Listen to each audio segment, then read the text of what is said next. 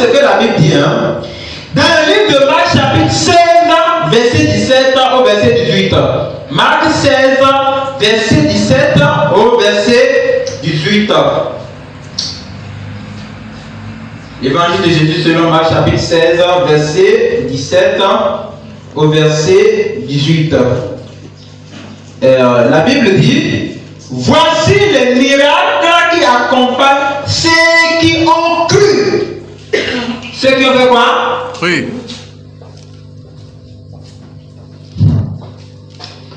Ça veut dire que si vous croyez, vous avez le droit de faire le miracle. Pas besoin d'aller passer chez les prophètes, prophétie. C'est faux. Si vous croyez, si vous croyez, vous ferez le miracle. Toi, tu crois. Pourquoi tu ne fais pas le miracle? Vous croyez. Pourquoi vous ne faites pas de miracle?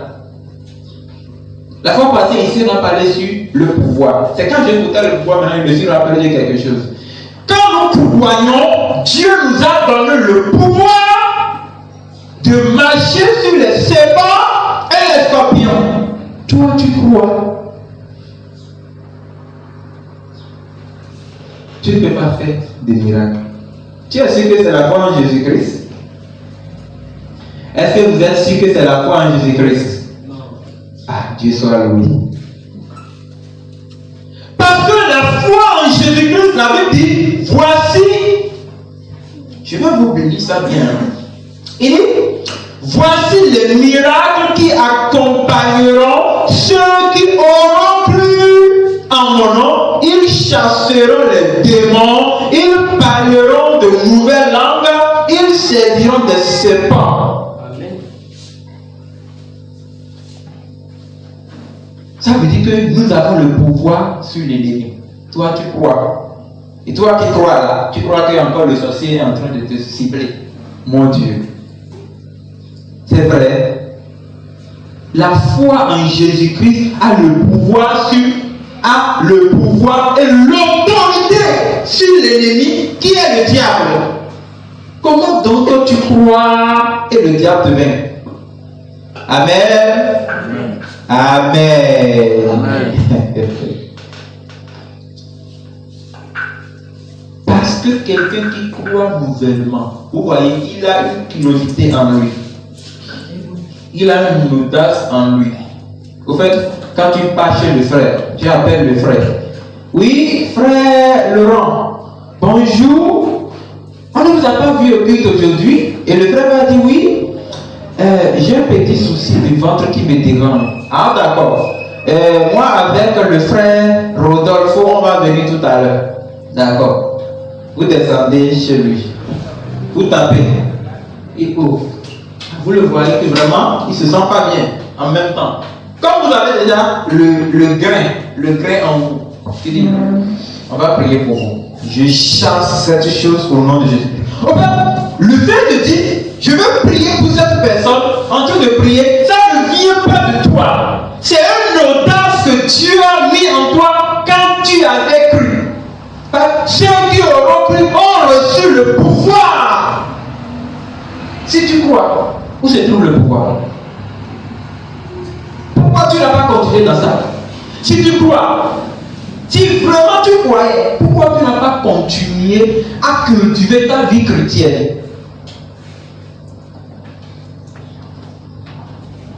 Si vous avez fait l'agriculture, vous allez comprendre une chose.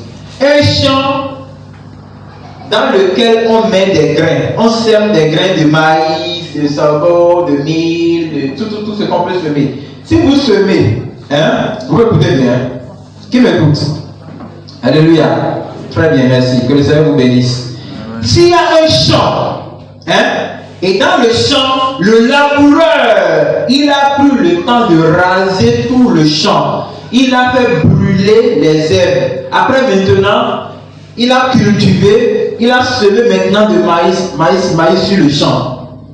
Et il laisse le champ. 2 mois. Oh non, 2 mois c'est trop. 2 semaines, 3 semaines, 1 mois et demi. Il n'a pas visité le champ. Il n'est pas parti enlever les herbes. Parce que quand on sème le maïs, à un moment, il faut attendre 3 semaines, 4 semaines pour aller enlever les herbes. Maintenant, le maïs, 4 semaines après, il commence par donner des fleurs. et il pousse. Quand il pousse maintenant, il fait donner des fruits. Maintenant, le cultivateur qui attend, un mois, il n'est pas parti enlever les herbes de son champ. Un mois et demi après, il part maintenant avec un panier derrière. Et en quittant la maison, il dit, je vais aller amener des maïs frais. Vous êtes sûr que quand il va partir là-bas, il va faire quelque chose? Non. Pourquoi?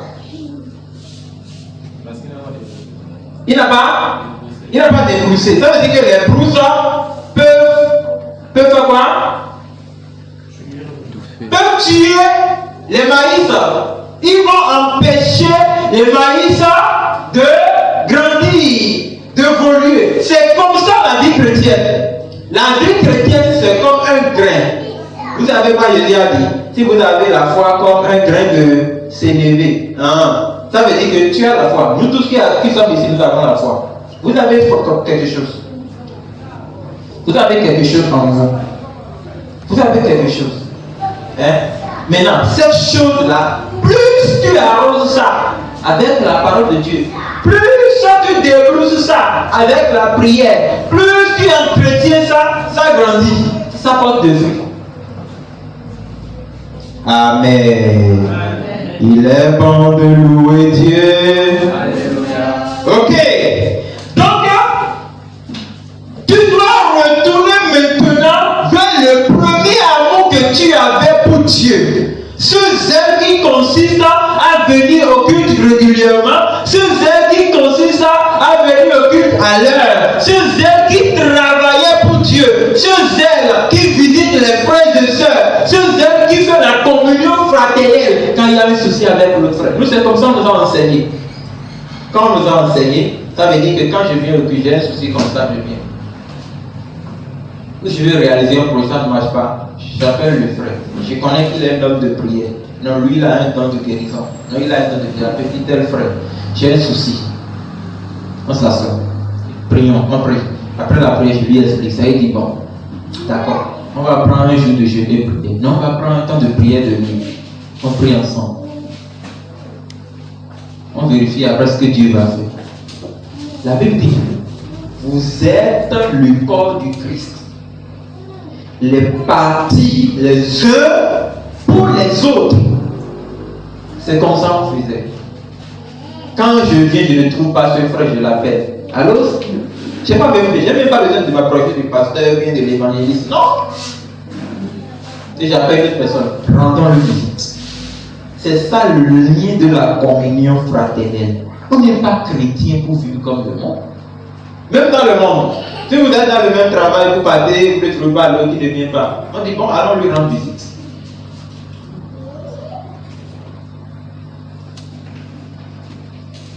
Retournons vers notre premier amour avec le Seigneur. Alléluia. Alléluia. Vous croyez. Mais pourquoi le fruit de la foi ne se manifeste pas en vous? Vous croyez, mais pourquoi le fruit de la foi? Pourquoi tu crois, tu es chrétien, mais on ne voit pas le fruit de la vie chrétienne en toi? Ça, c'est plus à part d'être chrétien. Alléluia.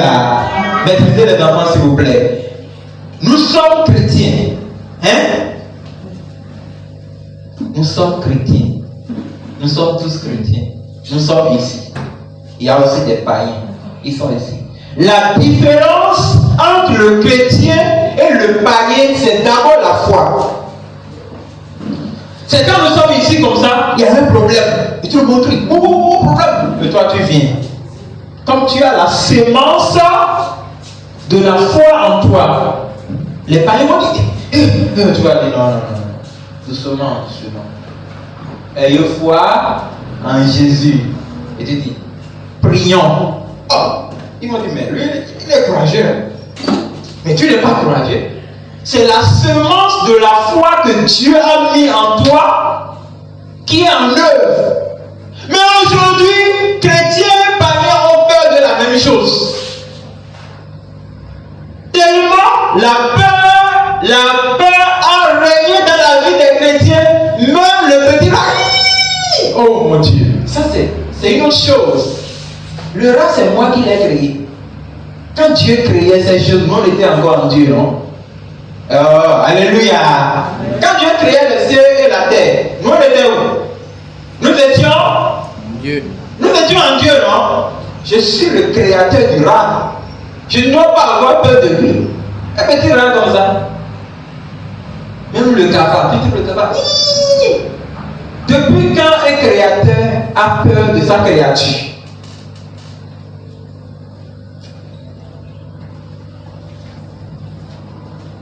La sémence de la foi qui est en toi, où est-ce que tu l'as mis? La semence de la foi, de l'audace, du courage, de la curiosité, qui travaille pour Dieu, qui souffre pour Dieu, qui obéit à Dieu, qui se soumet à la parole de Dieu. Où est-ce que tu l'as mis?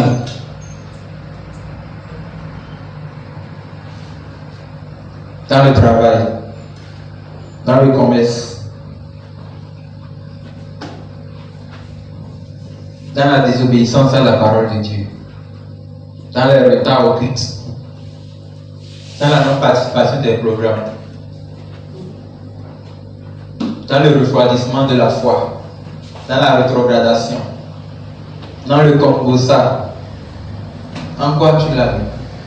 La parole de Dieu ce matin dit: retourne vers le premier amour que tu avais pour Jésus. Ce que tu avais désiré faire pour Jésus.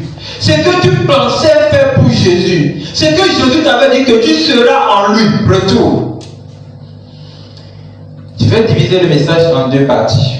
La première partie, l'état de celui qui abandonne le premier amour.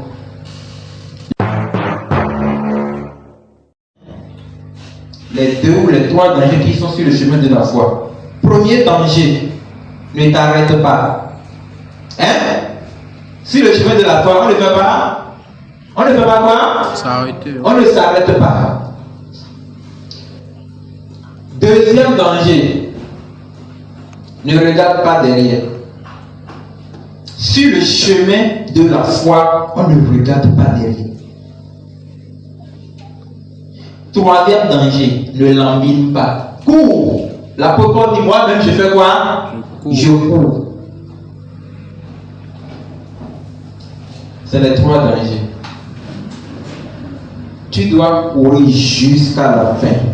Si tu te sens fatigué, demande: Seigneur, aide-moi. Même moi, je me fatigue. Moi, je me fatigue. Des fois, je prends ma vie chrétienne et je la mets en pause. Amen. Je la mets en pause d'abord. Le temps de chercher quelle stratégie utiliser maintenant pour que ça là qui est devant moi, je ne chute pas.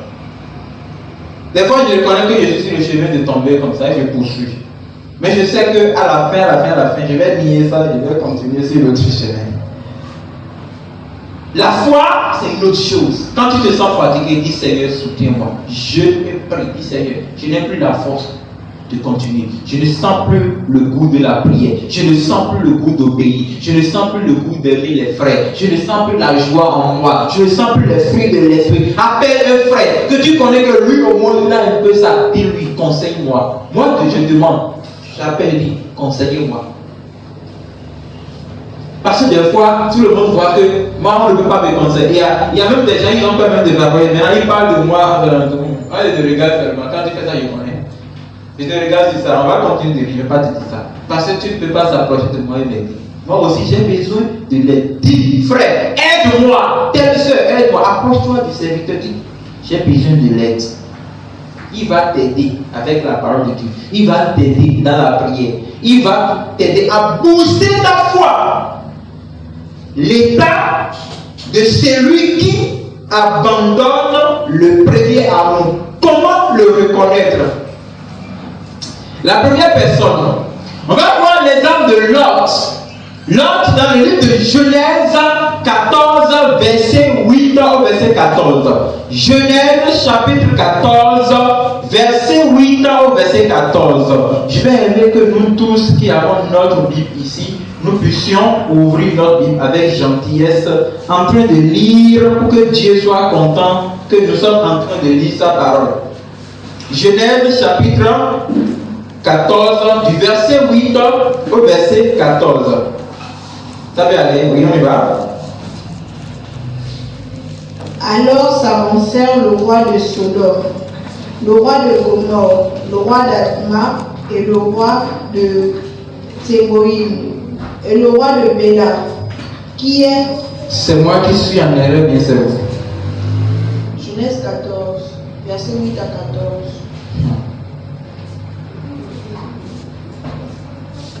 On dirait que c'est moi qui suis en erreur ici.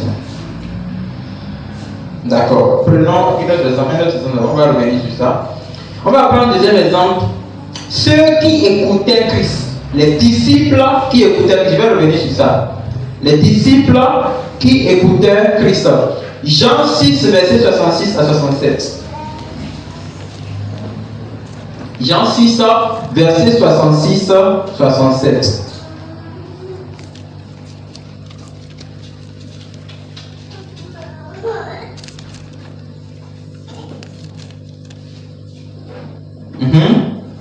Jean 6, verset 66 à 67. Oui. Dès ce moment, Oui. plusieurs de ses disciples se retirèrent et ils n'allaient plus avec lui.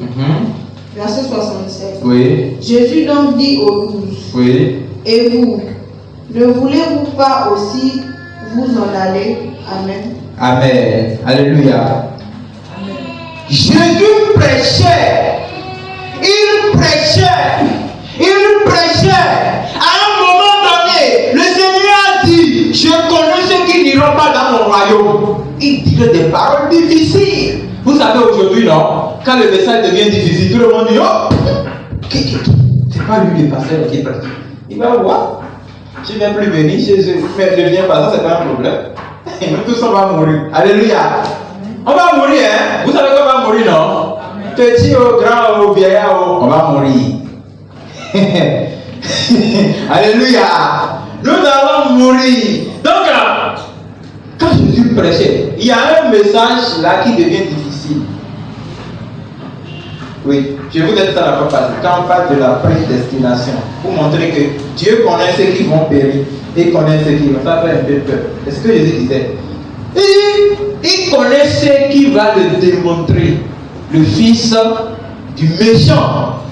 Et la Bible dit, dès ce moment, le verset 66, Plusieurs de ses disciples. Ces disciples, on n'a pas dit la foule, plusieurs de ces disciples, ceux qui écoutaient sa parole, se retirèrent. ils se sont retirés, ils l'ont abandonné. Comme la parole de Dieu commence par casser le moi, le problème de l'homme, la parole de Dieu commence à dire, tu dois faire ceci, tu dois abandonner ceci, tu dois aussi abandonner ceci. Oh non, le péché, tu dois laisser, tu dois encore laisser. Mais Dieu, toi seul, tu veux quoi? Tu veux quoi? Ils ont commencé par se retirer.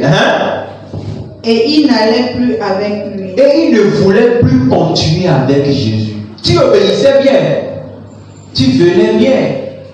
Tu étais sûr de Jésus. À un moment donné, tu t'es découragé, tu as lâché. Parce que tu voyais que la parole de Dieu est difficile. Et tu ne voulais plus aller avec Jésus.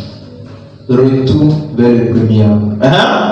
Verset 67. Verset 67. Jésus dit donc aux 12. Comme Jésus a dit que eux tous, ils se sont déplacés pour partir. Il s'est retourné maintenant.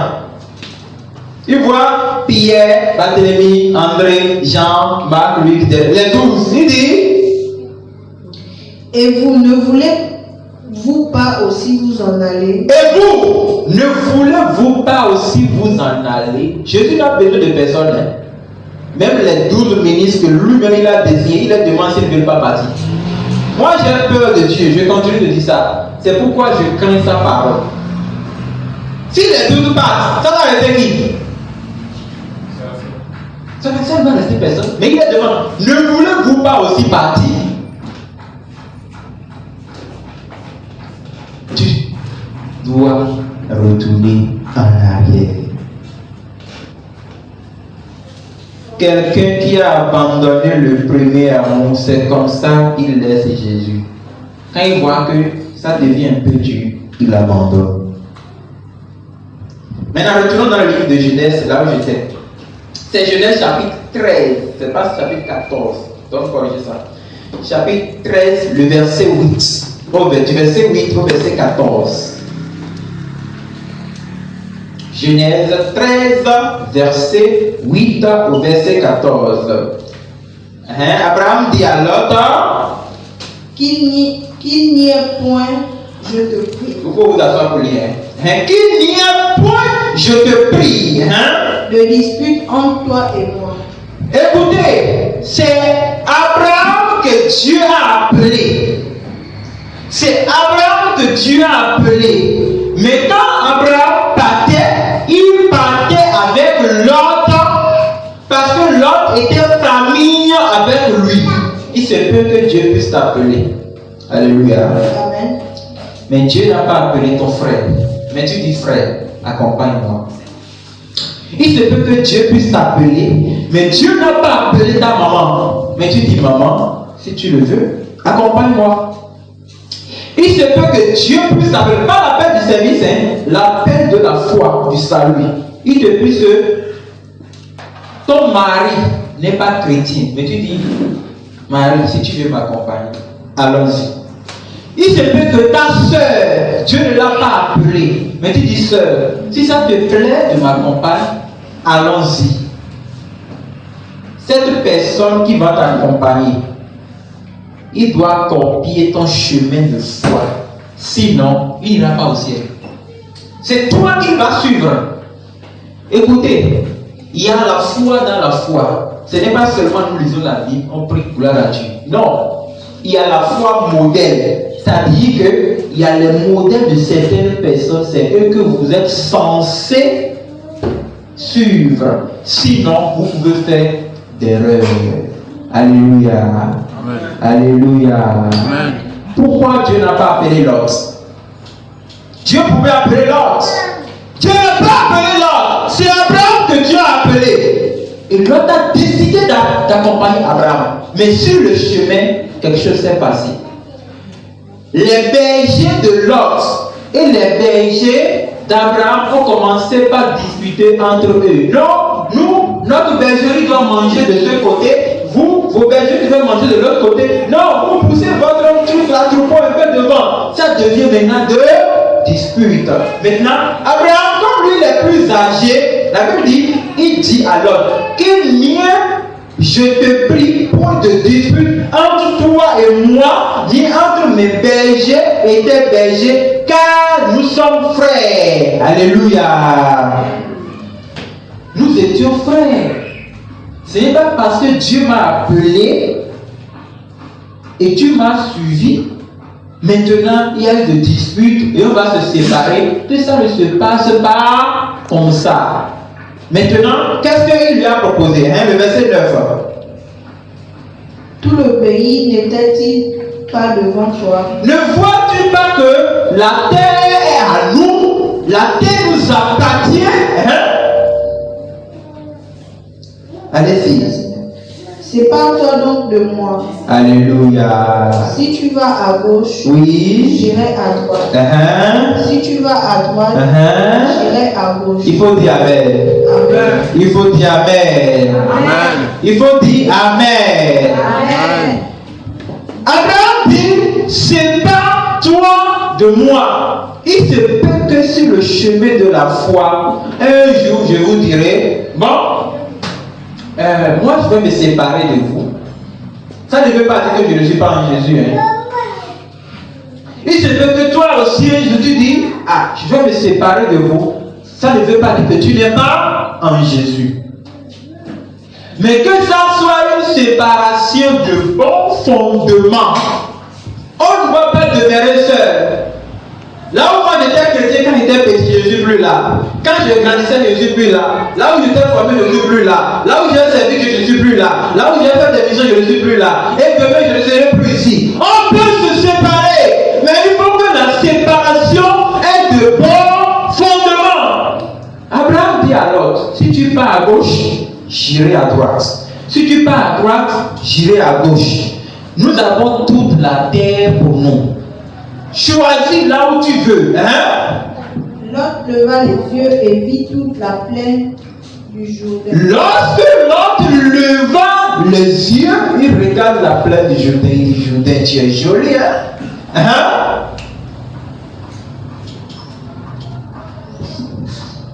Qui était entièrement arrosé.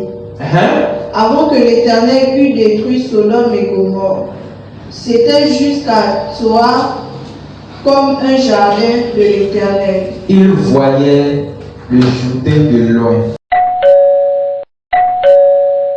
Si Dieu ne voit pas que ça marche, ça sert à quoi?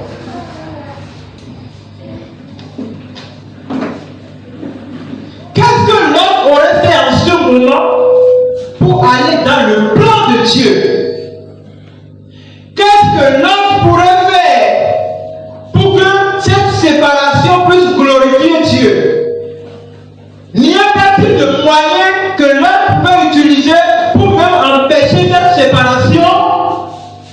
Il a observé le Jourdain. Comme le pays d'Égypte. Verset 11. Verset 11. Lot choisit pour lui toute la plaine du Jourdain.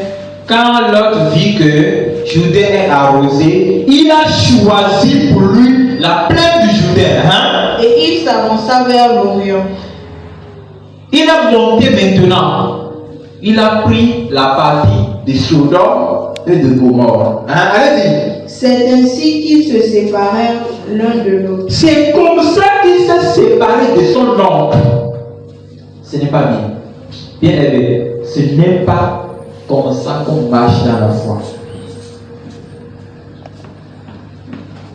Tu marches dans la foi avec quelqu'un qui est supérieur à toi dans la foi. S'il te dit séparons-nous pour éviter des problèmes, il faut au moins chercher à le supplier d'abord. L'autre n'a pas rien. On dirait qu'il lui-même voulait se séparer de son oncle. Il dit d'accord, oncle, laisse-moi observer.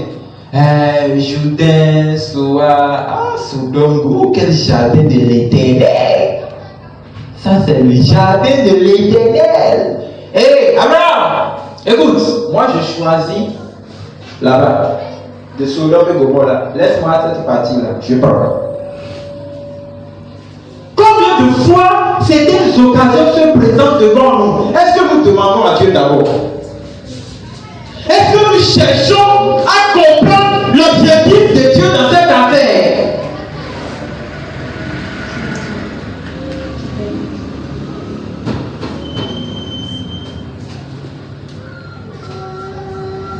Allez-y.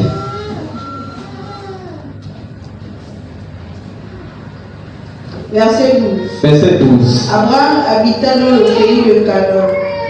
Et Lot habita dans les villes de la plaine. Et il dressa cet homme jusqu'à Sodome. Abraham maintenant, comme Lot a choisi premièrement les plaines du Jourdain, Abraham a donc choisi Canaan. Ça veut dire deux sens contraires.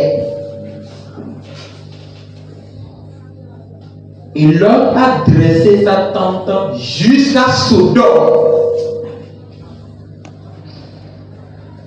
Il ne connaît pas, quand je vais me séparer de mon oncle, la ville où j'irai. Quel est le plan de Dieu dans cette ville, sur cette ville? Qu'est-ce que Dieu désire? Est-ce que la partie là que je vais choisir c'est bien? Est-ce que c'est forcément la séparation de mon oncle qui est la solution à ce problème? Lot, retourne vers le premier amour. Ce que tu fais, Dieu n'aime pas ça. Dieu n'aime pas que tu vis loin de sa présence parce que la promesse de Dieu est en Abraham. Frères et sœurs dans le Seigneur, combien de fois nous cherchons à connaître là où Dieu veut que nous ayons, là où Dieu veut que nous allions, là où Dieu veut que nous vivions? Combien de fois nous cherchons à faire des choses selon la volonté de Dieu? Il était avec Abraham depuis longtemps, mais pour juste des disputes, son oncle dit on doit se séparer. Et lui-même, il n'a pas dit non, ce n'est pas ça la solution. Cherchons de trouver une solution. Il n'a pas tout ça.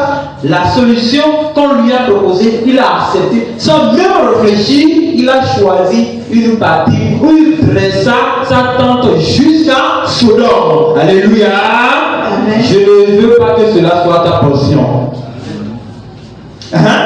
Verset 13.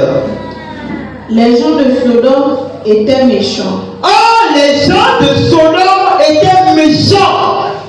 Les gens de Sodome étaient méchants. La méchanceté vivait en eux. Les gens de Sodome ne bénissaient pas Dieu. Ils ne glorifiaient pas Dieu. Leur vie était une vie hors norme, loin de la volonté de Dieu. Les gens de Sodome étaient méchants. Ça veut dire qu'ils vivaient dans quelque chose qui ne glorifiait pas Dieu. Les gens de Sodome, ils vivaient en plein péché. Et c'est là que Lot a choisi. Les gens de Sodome étaient méchants et de grands pécheurs contre Dieu. La Bible a dit ça, hein? Et de grands pécheurs contre Dieu. Oui, verset 14. L'Éternel dit à Abraham, après que Lot se fut séparé de lui, Oui. lève les yeux, et du lieu où tu es, Oui. regarde vers le nord Regarde vers le nord. et le midi, Regarde vers le sud. vers l'Orient Regarde vers l'est. Hein? et l'Occident. Regarde vers l'ouest. Hein? Vois tout le pays que Tu vois tout le pays là. Hein? je le donnerai Je te le donnerai. Hein? et à ta Je postérité. le donnerai aussi à ta postérité. Alléluia. Loin de moi la pensée de lutter contre Dieu sans le savoir. Loin de toi la pensée de lutter contre Dieu sans le savoir. C'est dangereux. C'est très dangereux. Amen. Amen. Je dis que c'est très dangereux. Parce que l'autre quitte Abraham. Oh, la bénédiction de Dieu était sur qui? Abraham.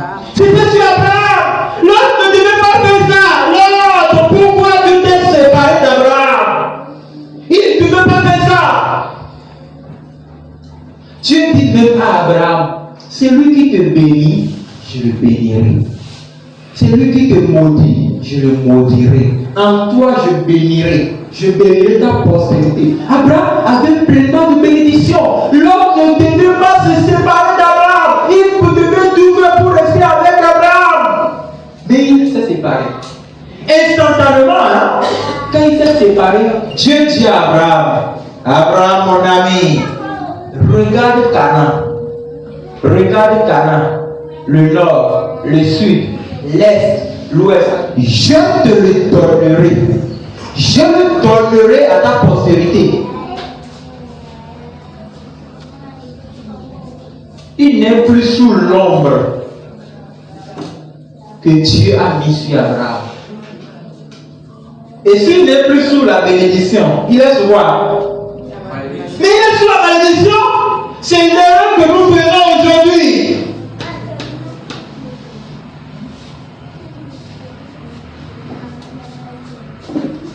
Quand tu es avec un frère, tu es avec une soeur, tu es avec un leader, tu ne reconnais pas que rester avec lui, c'est une bénédiction que Dieu a mis pour toi. Demande à Dieu avant de quitter. Lot, écoutez, hein, il s'est passé même, quand Lot a choisi cette partie, il y a eu une guerre. La guerre s'est levée contre Lot. On a lié Lot. Abraham a entendu que, Abraham, non, il y a eu une guerre là-bas, ils ont lié Lot, on va le tuer. Abraham s'est levé, il est allé combattre. Il a combattu.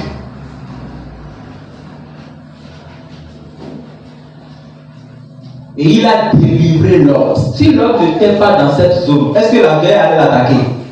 Mais non!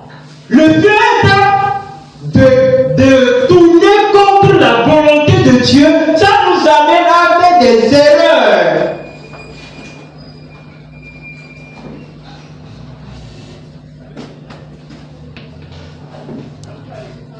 Alléluia.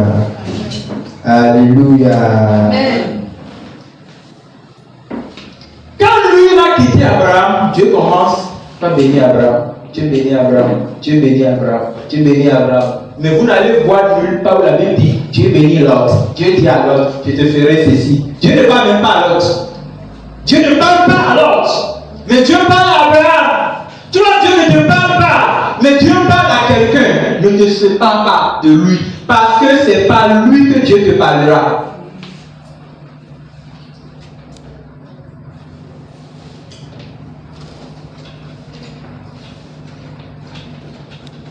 La deuxième partie.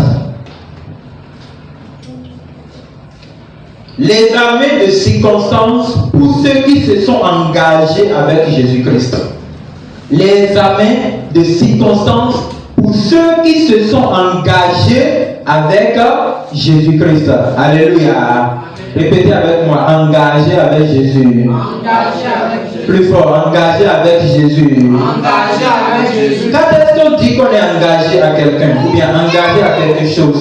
On est engagé car lorsqu'on comprend que mener bien, se déterminer à cette chose a un objectif sur notre vie.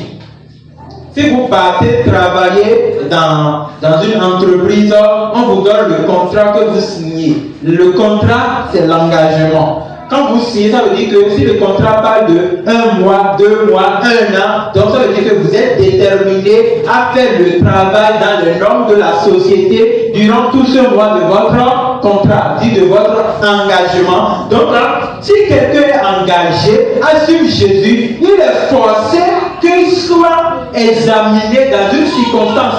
Au fait, ça veut dire que la personne va trouver des occasions qui vont le faire séparer de Jésus. Vous pouvez écouter. Si vous êtes engagé à suivre Jésus, Dieu va vous faire passer par certaines choses. Il y a aussi certaines tentations qui peuvent venir du diable dans le but de vous peser.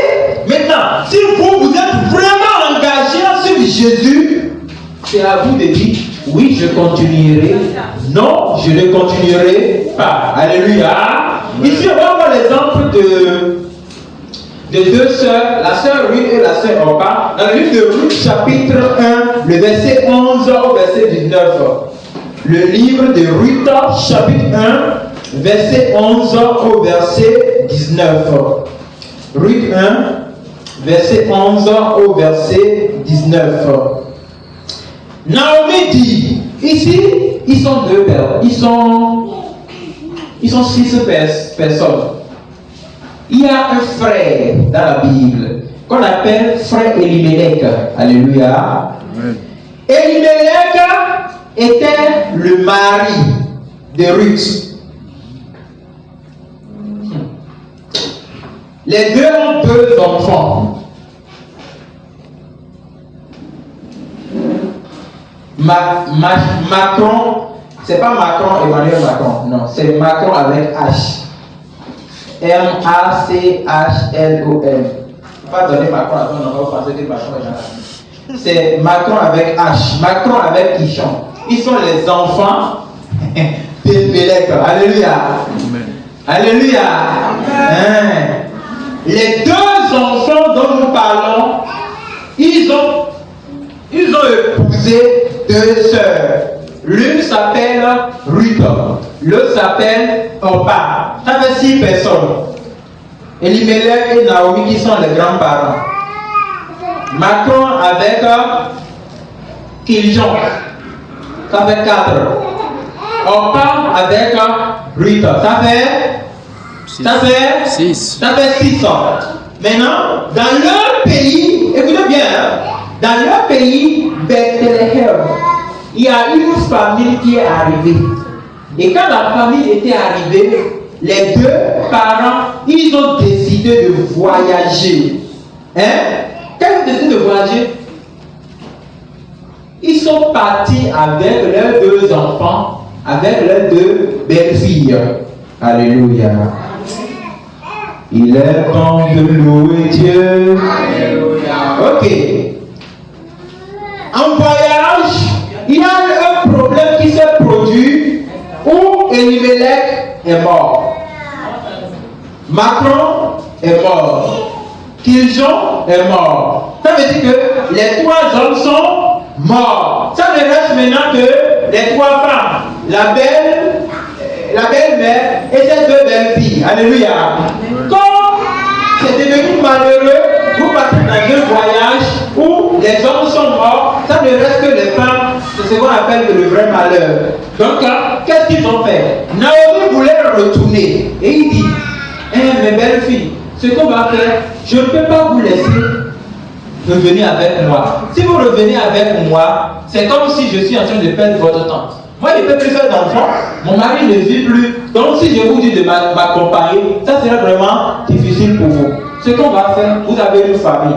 Retournez vers votre famille. C'est pas bien. C'est bien, non? Est-ce que Naomi a mal dit? Non. Peut-être si vous étiez à sa place, vous allez dire non, vous êtes déjà marié à votre famille, attachez-vous, attachez-vous. Ceux qui sont méchants avec les belles familles, avec les trucs, c'est votre problème. Naomi n'a rien fait de mauvais.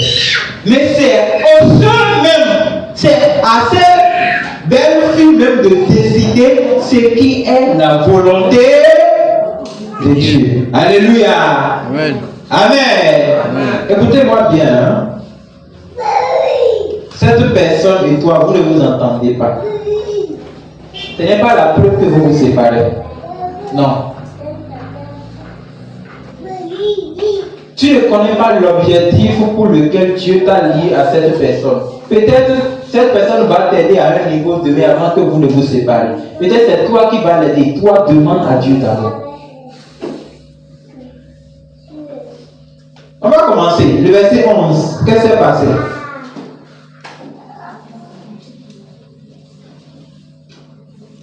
Naomi dit, retournez mes filles.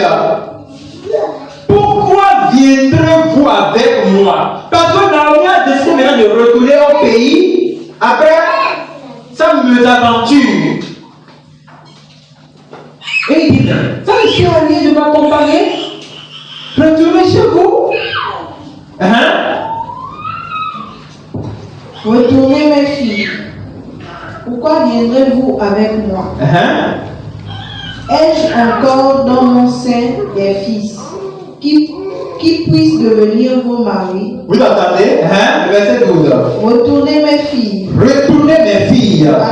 Allez. Je suis trop vieille. Je suis trop vieille pour me remarier.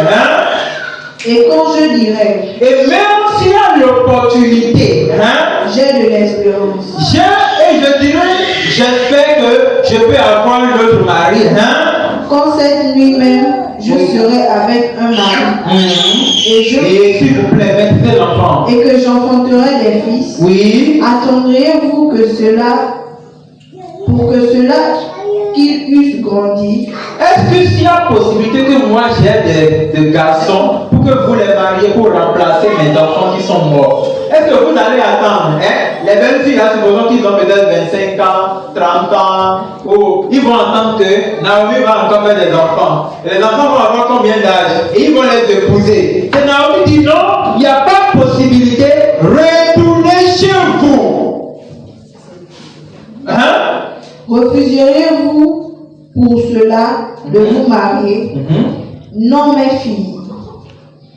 Car à cause de vous, je suis dans une grande affliction de ce que la main de l'Éternel s'est étendue contre moi. J'ai vu que ce voyage que j'ai fait, Dieu n'était pas d'accord avec moi. C'est pourquoi je suis devenue malheureuse. Alors, retournez chez vous. Naomi continue de dire à Ruth et Orpa, ces deux belles filles, retournez chez vous. Et elles élevèrent la voix. Les deux filles élevaient la voix. Et pleurèrent en Elles ont pleuré. Alléluia.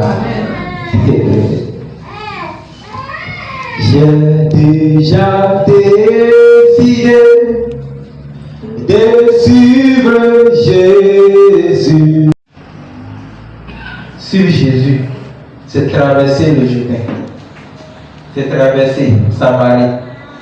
C'est parler à la femme samaritaine.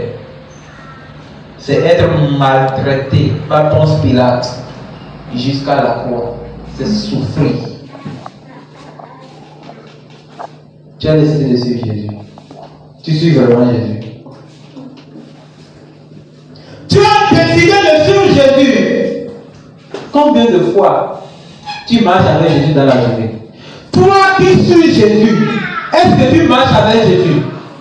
Toi qui suis Jésus, est-ce que tu dialogues avec Jésus? Toi qui suis Jésus, est-ce que tu lis Jésus? Toi qui suis Jésus, est-ce que tu suis les pas? Tu marches dans les pas de Jésus? J'ai décidé de suivre Jésus. Pas de retour. Oh, le monde derrière moi, la croix devant. Oh, il y a longtemps tu as laissé la croix, tu suivais le monde. Il y a longtemps tu as laissé la croix et tu suivais le péché. Il y a longtemps. Retourne. La parole de Dieu te dit aujourd'hui, tu dois retourner.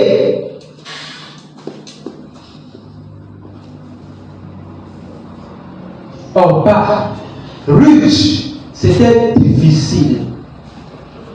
C'était difficile pour ces deux belles filles de choisir entre suivre les belles-mères et retourner dans leur village. C'était difficile. Il y a des décisions, des fois, c'est difficile pour nous de prendre. On appelle ça examen de circonstances. Alléluia. Alléluia. Amen. On appelle ça examen de circonstances. Ça arrive aux gens qui ont la foi et la détermination. Si tu ne l'as pas, ça ne te viendra pas. C'est très, très difficile. Je vais bien vous expliquer. Les deux belles filles en parlé étaient des Moabites, donc des Africaines de peau noire. Ils ont voyagé pour aller à Bethléem, qui est comme le Congo et le Gabon. Ça veut dire deux pays frontaliers. Écoutez bien. Or, là où se trouve Congo, c'est comme Congo est au milieu du Gabon et de quel pays? Congo est au milieu du Gabon et de quel pays? Et du Cameroun? Non, je ne crois pas. Je ne crois pas. Donc vous êtes au Gabon, vous ne connaissez pas là où le Gabon est limité. Seigneur. C'est Guinée équatoriale. Non, Guinée équatoriale, c'est là qui est au milieu du Gabon. Non, je vais prendre l'exemple d'un autre pays pour que vous compreniez. Je prends l'exemple de la Côte d'Ivoire, du Ghana et du Togo. Voilà. Pour aller en Côte d'Ivoire, il faut dépasser d'abord le Ghana. Voilà. Maintenant, Bethléem, c'est comme le Ghana. Non, Bethléem, c'est comme la Côte d'Ivoire. Ghana, c'est comme le pays où ils ont séjourné. Togo, c'est comme les pays d'origine. Vous voyez? Maintenant, le problème qui est là, c'est que Togo est dans un autre continent. Écoutez bien, Togo est dans un autre continent, mais Côte d'Ivoire aussi est dans un autre continent. Donc, le Ghana est dans l'île, est au milieu de l'océan. Vous voyez que c'est un long voyage, non? Donc, ça veut dire que si les soeurs, les belles soeurs doivent décider d'accompagner Naomi pour retourner au Togo, qui est leur pays, ils vont forcément abandonner leur continent pour toujours. Non seulement les pays, mais aussi leur origine, leur continent, leurs mœurs, leur culture, tout ce qu'ils savent faire. Naomi n'avait pas fait erreur de dire séparez-vous de moi. Non! Elle-même n'avait pas d'autre solution que de faire ce qu'elle pouvait faire.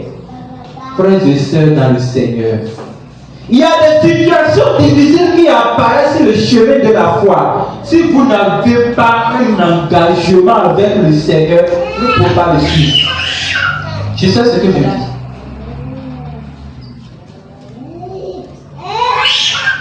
Quand Naomi a prononcé le même langage plusieurs fois, Orpa regarde Ruth. Ruth regarde Orpa. Les deux ont commencé par pleurer. Les pleurs sont une façon de manifester notre chagrin, notre tristesse. Au fait, c'est le dernier sentiment qu'un homme peut avoir s'il perd espoir.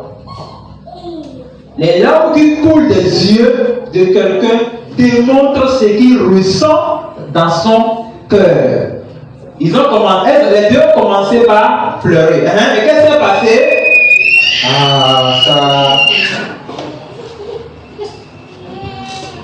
Je vais vous chasser dehors. Hein? Le verset 14. Elle éleva la voix et pleurait encore. Hein? Orpa baisa la mère. Je ne vous entends pas. Oui. Verset 14. Verset 14.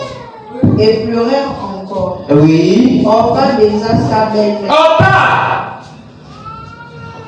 Orpa baisa sa belle-mère. Elle regarde maman et dit, belle-mère, vraiment, tu vas me manquer. Hein? C'est fini, hein? Je le vois. Elle a embrassé sa belle-mère. Quand la Bible parle du berger, bon, c'est un langage d'Israël. Il y a plusieurs types de berger, vous savez, non? Il y a une façon, quand on t'embrasse comme ça, c'est pour te dire que toi, il va te tuer. Il y a une façon, quand on t'embrasse comme ça, c'est pour dire que vraiment, tu vas me manquer. Il y a une façon pour quand on t'embrasse comme ça, hein, tu ne vas pas quitter là, tu vas mourir avant de quitter. Oui, il y a plusieurs types. Là, Orpa était en train d'embrasser sa belle-mère comme signe de revoir. La Bible dit, Orpa baisa sa belle-mère. Mais Ruth s'attacha à elle. Ça veut dire que Ruth dit non. Moi, je ne vais pas seulement t'embrasser et te laisser. Toi et moi, c'est fini. Elle dit non, moi je ne te laisse pas. Quelle est cette décision très difficile à prendre, mais qui mérite de supporter? Bien-aimé dans le Seigneur. Tu suivais bien Naomi. Tu suivais bien Naomi. Tu l'aimais bien. Tu étais une belle fille envers Naomi. Qu'est-ce qui t'a empêché de continuer? Parce que Naomi t'a dit de la laisser. Tu suivais bien Jésus. Tu étais bien avec lui. Qu'est-ce qui t'empêche de continuer à suivre Jésus comme tu le faisais? Parce que Jésus a dit, le chemin est difficile, pars. Il a dit ça aux 12, il dit vous aussi partez. Pierre a ouvert sa bouche. Si vous lisez le verset 68 du livre de Jean qu'on avait lu, Pierre a ouvert sa bouche et dit Seigneur, où allons-nous partir? N'est-ce pas toi qui as le chemin de la vie? N'est-ce pas toi qui as la parole de la vie? Pourquoi tu veux que nous t'abandonnions? On ne peut pas t'abandonner. Si nous allons mourir, mourons sur ton chemin. S'il y a de malheur, que le malheur nous attaque. Frère, est-ce que le temps t'est déjà arrivé de dire Seigneur, si ton chemin, ça m'amène même dans la mort, je vais te suivre? Tu as déjà dit ça une fois. Ton premier amour, tu dois retrouver. Parce que quand tu as le zèle dans la foi, tu es nouvellement venu dans la foi, tu risques de faire tout pour Jésus. Tu aimes Jésus, mais tu ne lui fais rien. Tu aimes Jésus, tu ne lui sais pas. Tu aimes Jésus, tu as des difficultés à t'entendre avec lui. Tu aimes Jésus, mais toi et Jésus, c'est comme, je ne sais pas comment le dire. Tu aimes Jésus, c'est une affaire de saison. Quand la saison là vient, tu t'approches de lui. Quand la saison là vient, tu t'éloignes encore de lui. Jésus reste là d'abord, je viens. Tu aimes Jésus. Ruth, Orpa, les deux personnes, il y a eu une séparation. Alléluia. Alléluia. On va faire une petite prière avant de continuer. Tu vas dire Seigneur, donne-moi le cœur qui s'attache à toi. Priez au nom de Jésus-Christ. Vous savez pourquoi? Hein? Non. Je vais vous expliquer ça. C'est difficile, hein? Quand tu épouses un homme et l'homme meurt en Israël, hein? Et l'homme meurt en Israël, tu ne dois en aucun cas abandonner la belle famille. Tu dois attendre pour que dans la famille, on t'amène un autre frère pour que le frère remplace le défunt, ton défunt mari. C'est la culture juive. La culture juive. Écoutez, dans la Bible, il y a un frère qu'on appelle le frère Onan. Le frère Onan, lui, son frère était mort. Et il devrait épouser la femme de son frère. Et lui était en rancune contre son frère qui était mort. Donc, il sait que non, si moi je couche avec la femme de mon frère, maintenant l'enfant de mon frère va porter le nom de mon frère et son nom va persister dans la vie. Il voulait éviter ça. Dieu l'a tué. Dieu, tu es bon. Hein? Il faut aussi dire Dieu, tu es dur, tu es méchant. Il faut dire ça aussi. Dieu est dur. S'il dit quelque chose, il ne change pas. Il peut rire avec toi, il peut tout dire, il peut te voir en train de tomber, il te fait relever plusieurs fois. Mais sa parole ne change pas. Il a tué Onan. Allez voir, dans le livre de Genèse. Écoutez, on parle de ne pas abandonner Naomi. Elle devait l'accompagner parce qu'elle s'est mariée à son fils. Ce n'est pas parce que Naomi a dit pas qu'elle va partir. C'est la même chose avec l'autre. Ce n'est pas parce que Abraham a dit pas qu'il va partir. Non, frère. Ce n'est pas parce que Jésus a dit vous-même partez que tu vas abandonner Jésus. Non, on ne peut pas ça. C'est dangereux. Qui connaît la fin du repas? Qui connaît dans quoi elle est partie? Parce que si elle ne retourne pas dans son pays, dans le pays d'origine de son mari, on supposait que c'était le Togo, qui est dans un autre continent, c'est-à-dire Israël, et elle retourne maintenant vers la Côte d'Ivoire, qui est un autre continent, c'est-à-dire l'Afrique, parce que les Moabites sont des Africaines. Ça veut dire qu'elle retourne à aller adorer les idoles. C'est tout. Voilà la vie chrétienne.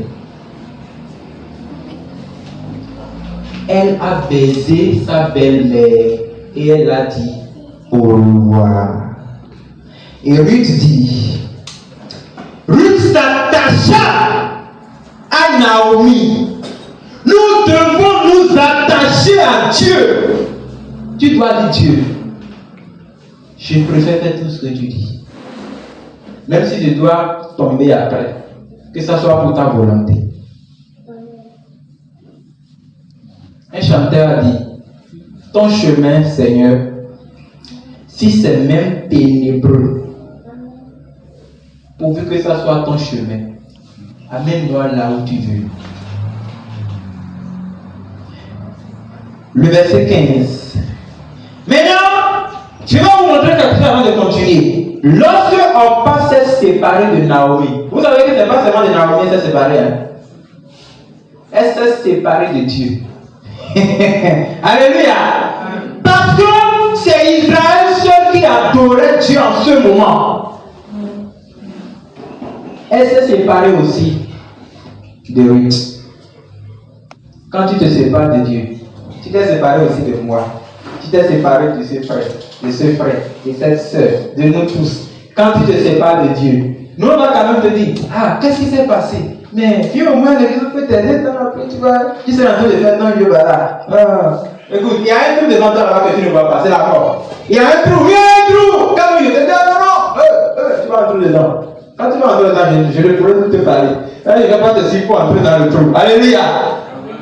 Quand Orpa s'est séparée, elle s'est séparée d'Israël, elle s'est séparée de Dieu, elle s'est séparée de Naomi, elle s'est séparée de Ruth, elle s'est séparée de la façon dont elle adorait Dieu en Bethléem. C'est fini, elle va retourner maintenant vers cette Dieu. Vous allez voir tout à l'heure. Allons-y, le verset 15. Naomi dit à Ruth. Naomi voit maintenant que c'était deux personnes. Maintenant c'est une personne. Ruth, écoute-moi.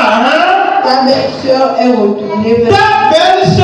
retournée vers son peuple. Alléluia. Alléluia. Ta belle-sœur s'est retournée vers son peuple. Ça veut dire que retourner vers son continent. Elle n'est plus des nôtres. Voilà. Elle n'est plus des nôtres. Son peuple. Quand du peuple, dans le mot peuple, littéralement parlant, mais même pragmatiquement parlant, le mot peuple, ça regroupe culture. Qui dit peuple dit culture. Or, qui dit culture parle de Dieu. Alléluia. Et qui parle de Dieu, parle du ciel et de l'enfer. Allez-y. Et vers ses dieux. Ah, j'ai même pas terminé. Elle s'est retournée vers ses dieux. Elle a laissé le Dieu pour retourner vers les dieux. Ceux qui quittent Jésus ne pensaient jamais qu'ils sont en train d'adorer Jésus. Ils sont en train d'adorer des dieux. Prions. Le frère qui est en train de regarder, prions pour lui. La soeur qui est en train de retourner, prions pour elle. Celle qui est en train de désobéir au milieu de nous, elle n'adore pas Dieu. Elle adore les dieux. C'est ce qu'on va faire. Retourne comme ta belle-sœur. Toi aussi, je ne t'empêche pas toujours. Retourne comme a fait ta belle-sœur. Vous allez retourner aussi, non? Vous n'allez pas retourner comme on fait nos frères, nos sœurs. Trouvez une raison et partez de vous-même. Il y a un Naomi ici. Elle ne va jamais abandonner. Ce Naomi, c'est moi. Choisissez d'être aussi votre propre Naomi. Alléluia. Amen. Naomi dit, fais comme ta belle-sœur a fait. Ruth répondit, ne me presse pas de te laisser. Écoutez, ne me presse pas. Écoute, belle-mère, ne me parle pas de ce pas avec toi. Je dis, je ne t'abandonne pas. Tu me vois t'attaquer comme ça, m'attacher à toi, et tu me dis de laisser. Je ne laisse pas. Je n'abandonne pas. Je ne quitte pas. Je ne retournerai pas. Je ne veux pas laisser Jésus. Combien de fois tu as déjà répété ce mot? Combien de fois tu as répété cette phrase? Oh Jésus, je t'aime, je t'aime. Quelqu'un doit donner là-bas. Et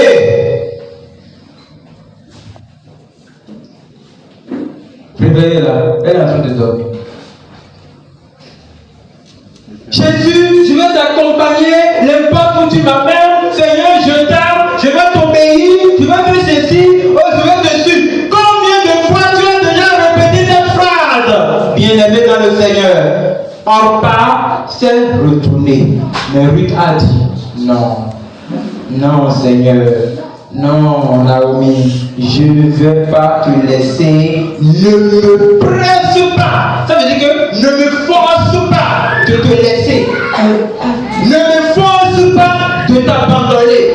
Pourquoi tu me dis forcément je dois te laisser? De retourner loin de toi. Je n'irai pas loin de toi. Où tu iras, j'irai. Ah, ça fait un. Il faut dire un. Il faut dire un. Où tu iras, j'irai. Où tu demeureras, je demeurerai. Il faut dire deux. Là où tu demeureras, je demeurerai aussi. Ton peuple sera mon peuple. Alléluia. Ça fait trois. Il faut dire trois. Ton peuple sera mon peuple. Écoutez d'abord, avant que je ne continue. Il dit, où tu iras, j'irai.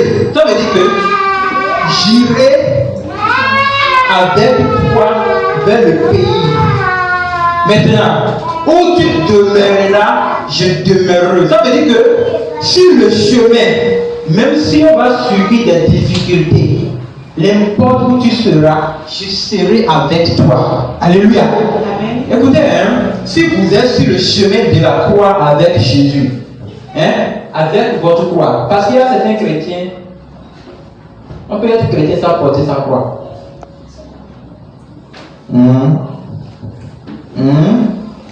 On peut être chrétien sans.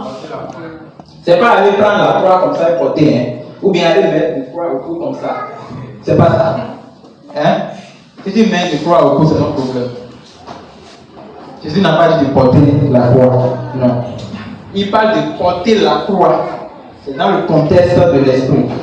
On peut être chrétien sans ne pas avoir la croix. Si la personne n'est pas encore venue à la croix. C'est compris?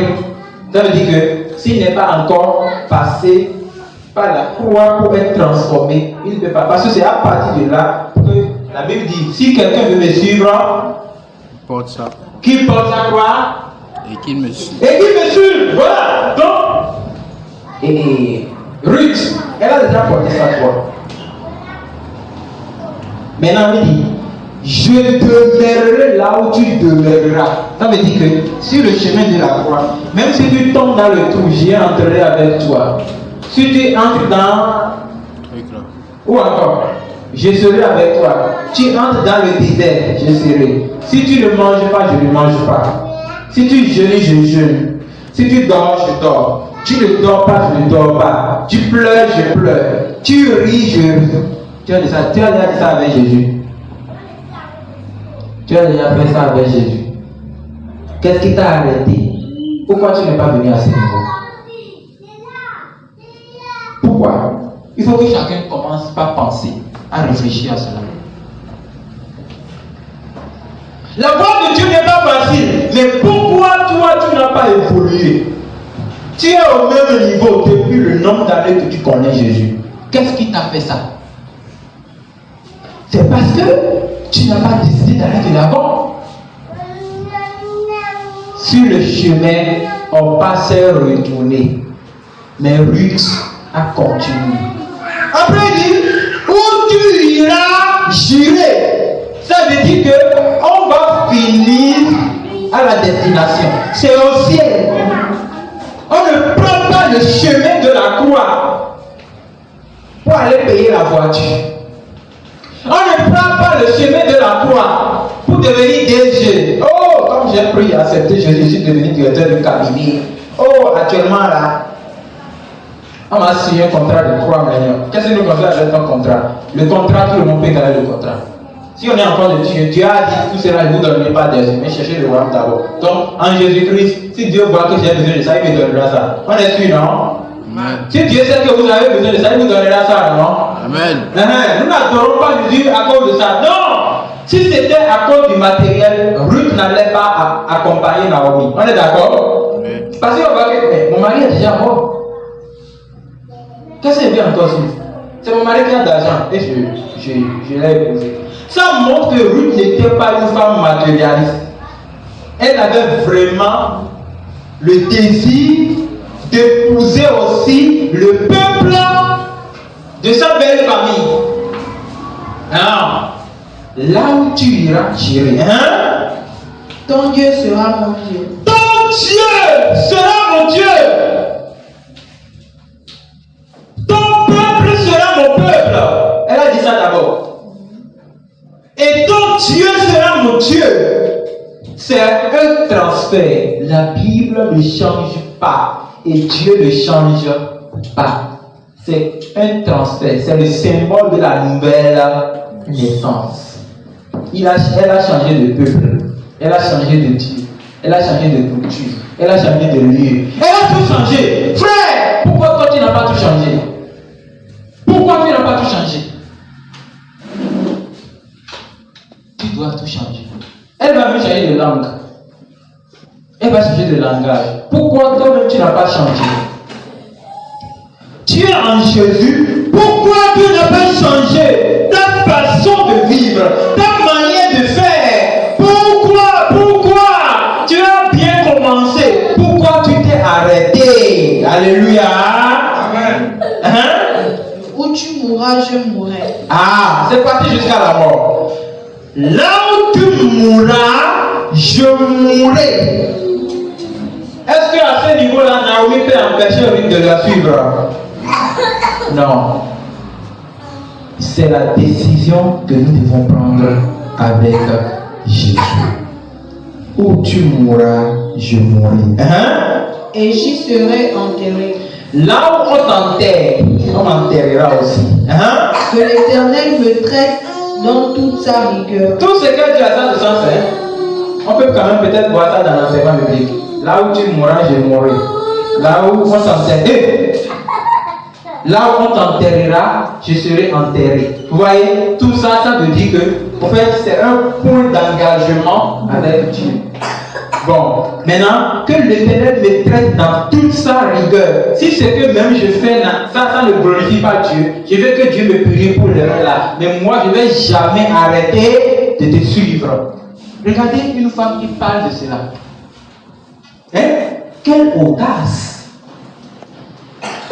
Ça veut dire que la sémence de la foi qui est en elle, elle a bien cultivé ça. ça grandit jusqu'à avoir toute confiance en Dieu. Mais, il dit, si autre chose, c'est que c'est la mort qui peut nous séparer. La Bible dit que, comme Naomi voit que Ruth continue de poursuivre, elle l'a laissé. Et les deux ont continué le chemin jusqu'à venir à Bethléem. Bethléem qui est la ville du Christ. Bethléem, c'est quelle ville? Hey! Je pensais que c'était des chrétiens devant moi. Bethléem, même les catholiques connaissent ça. Bethléem! C'est quelqu'un qui a dit que vous avez entendu. C'est la ville où Jésus-Christ était né. C'est ce que veut dire la cause que nous menons. Ruth ne suivait pas Naomi. Ruth marchait vers qui? Bethléem. Vers Dieu, c'est tout. Il marchait vers Dieu. On pas s'est détourné de Dieu. Oh pas, chrétien, oh pas. Est-ce que tu vas changer? Est-ce que tu vas arrêter de suivre le monde dans ce que tu fais? Chrétien, oh pas. Jusqu'à quand vas-tu continuer d'embrasser Jésus et de laisser Jésus aller faire ce que tu veux? Oh pas. Est-ce que tu vas changer? Est-ce que tu vas arrêter de suivre les désirs du monde? Est-ce que tu vas arrêter? Pourquoi tu regardes le monde et tu ne regardes pas Jésus? Pourquoi? Pourquoi tu fais ça?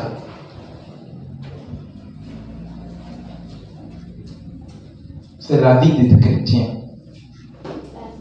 Deux chrétiens. Une personne qui s'est engagée et l'autre qui s'est désengagée. Je prie que tu sois arrêté pour ton temps au nom de Jésus-Christ. Amen. Le Seigneur veut voir quelqu'un continuer. Comme Ruth. Le Seigneur veut voir quelqu'un courir. Le Seigneur veut voir quelqu'un aller loin. Le Seigneur veut voir quelqu'un s'engager dans la foi. Le Seigneur veut voir quelqu'un aller très loin. Le Seigneur ne veut pas la stagnation. La stagnation, c'est comme tu pars là-bas. Après, tu fais comme ça. Tu es là 1 an, 2 ans, dans la même foi, hein? Toi, tu ne connais que prier pour demander le pain et le beurre. Le pain au chocolat, c'est ce que tu connais. C'est ça la stagnation. Rester au même niveau sans bouger. Le Seigneur ne veut pas la rétrogradation. La rétrogradation, c'est quoi? Quelqu'un qui allait dans la foi. Il avait le feu en lui. Après, il commence pas s'arrêter, pas reculer jusqu'à retourner dans le monde. La Bible dit qu'il y a entre nous cette personne qui, étant en train de travailler avec la charrue, abandonne la charrue pour regarder derrière. Il n'entrera plus dans le royaume des cieux. Il n'entrera plus dans le royaume des cieux. Il a trompé Dieu. Tu es déjà chrétien. Tu as goûté au don céleste. Tu as vu le mystère de la parole. Que les gens qui ont déjà fait 20 ans dans la foi n'ont pas goûté. Tu es retourné. Mon ami, la Bible dit, cette personne qui abandonne la charrue ne peut plus entrer dans le royaume des cieux. Pour terminer, retournons dans la référence qu'on avait dit pour débuter. Galates chapitre 5, versets 7 à 8. Et en ce moment, chacun sera en train de préparer dans son cœur ce qu'il va dire à Dieu. Parce que je ne vais pas donner de sujet. On va juste dire ce que nous pensons dire à Dieu. Parce que Dieu, il voit, il nous voit. Et nous connaissons nous-mêmes. Galates 5, versets 6 à 7. Verset 7 à 8. Verset 7 à 8, merci. Vous courriez bien. Vous étiez en train de courir. Tu courais bien? Frère Anatole, tu courais bien. Sœur Opa, tu marchais bien avec Jésus. Qui? Tu travaillais bien. Tu chantais bien ici. Tu jouais bien. tu modérais, tu évangélisais même, tu faisais la visite aux frères, tu priais aux gens, même à la maison tu priais. Tu priais peut-être, qui connaît si tu pries pour moi-même. Vous couriez bien, hein? Qui vous a arrêté? Mais qui vous a arrêté? Qui est-ce qui t'a arrêté? Qui t'a tenu le pied si ce n'est pas un péché? Qui t'a tenu le pied si ce n'est pas le monde, l'amour du monde? Parce que Dieu dit qu'un chrétien doit abandonner d'aller dans les bars, de boire la bière. Un chrétien ne doit pas vivre comme ceci. Un chrétien doit connaître son mode de vie, son habillement. Un chrétien ne doit pas faire ça. À cause de ça, tu es réglé. Tu courais bien. Qui est-ce qui t'a arrêté? Oui? Pour vous empêcher d'obéir à la vérité. Qu'est-ce qui t'a empêché d'obéir à la vérité? Qui t'a empêché? Qui est-ce qui t'a empêché? Frère, qui t'a empêché? Sœur, qui t'a empêché? Qui t'a dit de ne pas continuer? Tu allais continuer et tu ne serais pas à ce niveau aujourd'hui. Qu'est-ce qui prouve que ce n'est pas toi que Dieu va utiliser dans le réveil de cette ville? Parce que je n'ai vu aucun chrétien dans cette ville. Moi, je n'en ai pas vu. Il y en a que les pasteurs qui se disent qu'ils sont pasteurs. La vérité de la Bible, je n'ai pas vu ça en eux. Qu'est-ce qui prouve que si toi tu continues, Dieu ne va pas t'utiliser pour changer au moins 3 personnes en eux? Tu sais ce que ça fait dans le cœur de Dieu quand une personne est sauvée au ciel? La Bible dit que c'est toute la ville céleste qui se réjouissent. La personne, qui est cette personne-là? Ou bien c'est une soeur qui t'a dit ça? C'est un frère qui est venu te souffler dans l'oreille pour dire hé, arrête, abandonne la foi. Oui, n'est pas vu. Et il t'a donné plus obéir à la vérité. La Bible dit, qui t'a empêché d'obéir à la vérité? Hein? Cette influence ne vient pas de celui qui vous appelle. Cette personne qui t'a fait ça, que ça soit un homme, que ça soit un démon, même si c'est moi qui t'a dit de reculer, je suis influenceur. Vous connaissez les influenceurs de notre temps? Les TikTokers, ils se placent derrière la caméra, ils disent de bêtises pour avoir beaucoup de vues, de likes. Cette personne est un influenceur. Il t'a juste influencé. Ça ne vient pas de Dieu. Alléluia. C'est-à-dire, non? Cette influence ne vient pas de Dieu. Ce qui ne vient pas de Dieu, ça vient de qui? Je dis, hein, ce qui ne vient pas de Dieu, ça vient de qui? Tu connais que c'est le diable? La désobéissance aussi, ça vient du diable. Alléluia. Le fait de venir en retard au culte, ça vient du diable. Le fait de manquer les enseignements bibliques, ça vient du diable. Je le répète. Manquer les enseignements bibliques, ça vient de qui? Diable. Le diable a péché dès le commencement. Le Fils de l'homme est venu pour détruire les œuvres du diable. Et le Fils de l'homme habite en moi. Donc moi je suis venu pour décourager toute personne qui fait ça. Alléluia. Applaudissez le Seigneur, je veux voir. Applaudissez le Seigneur. C'est ton premier amour. Frère Emmanuel, ce que j'ai contre toi, c'est que tu as abandonné ton premier amour. Sœur Judith, ce que j'ai contre toi, c'est que tu as abandonné ton premier amour. Façon tu priais, tu ne pries plus comme ça.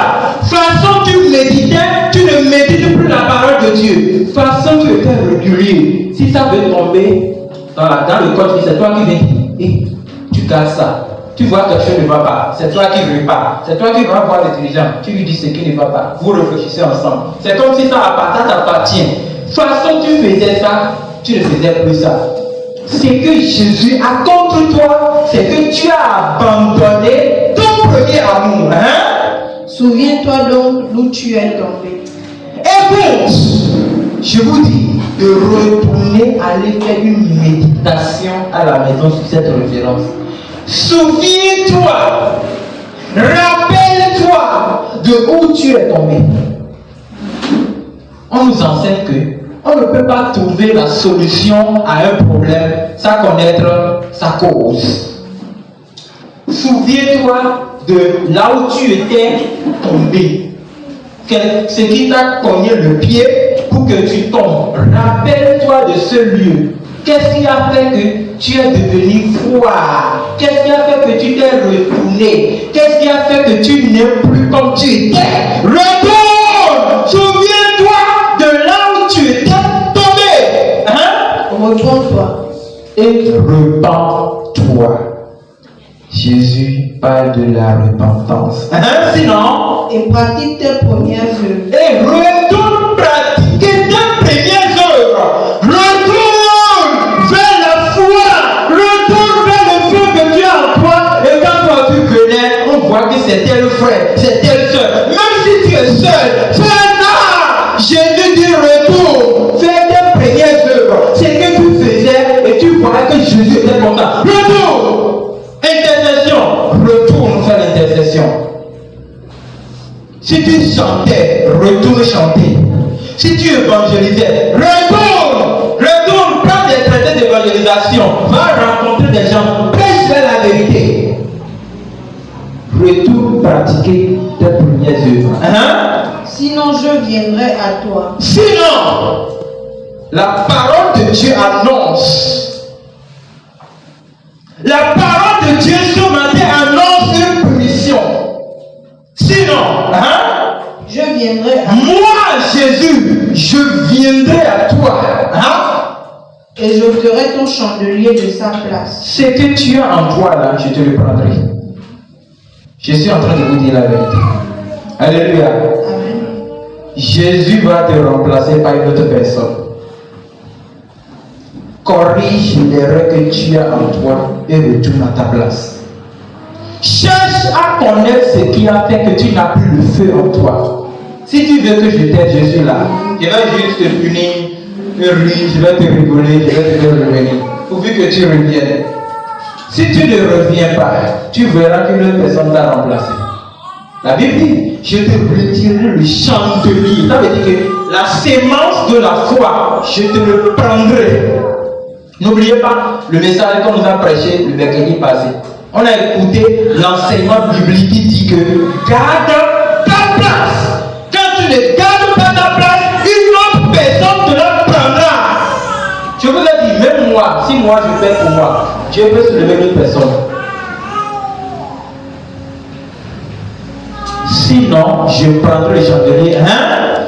À moins que tu ne te répandes. À moins que tu ne te repens.